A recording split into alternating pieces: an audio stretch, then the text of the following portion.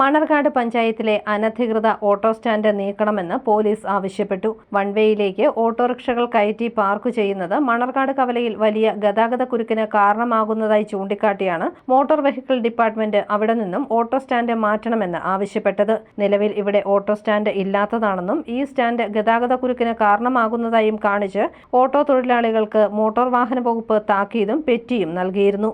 വർഷങ്ങളായിട്ട് കിടന്ന് ഓടിക്കൊണ്ടിരിക്കുന്നത് അതും പുറത്തുനിന്ന് വന്ന ആൾക്കാരൊന്നുമല്ല, ഇവിടെയുള്ള ജനിച്ചു വളർന്ന പിള്ളേരാണ് മുഴുവൻ ഓടുന്നത് വാഹനങ്ങൾ.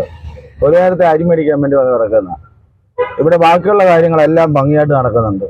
ഈ ഓട്ടോറിക്ഷ ഈ സൈഡിൽ കിടന്നതിന് ഒരു സുപ്രഭാതത്തിൽ ഓടി ഇങ്ങോട്ട് വന്നിട്ട് വെഹിക്കിൾമാർ പറയുന്നു ഇവിടെ ഓടാൻ പറ്റത്തില്ല, ഈ സ്റ്റാൻഡ് കിടക്കാൻ പറ്റത്തില്ല, ഈ സ്റ്റാൻഡ് നിലവിലില്ല എന്നൊക്കെയാണ് അവർ പറയുന്നത്.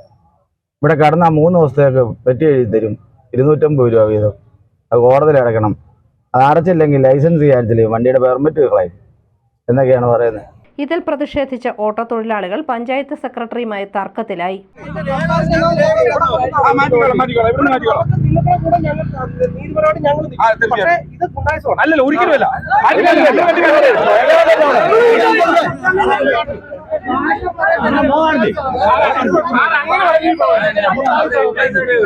കാര്യം പറയുന്നത്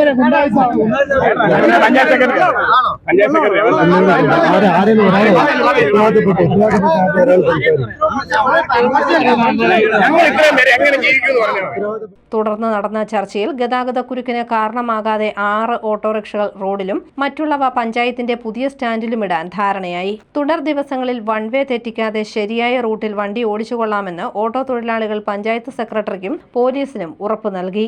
ന്യൂസ് ബ്യൂറോ, കോട്ടയം.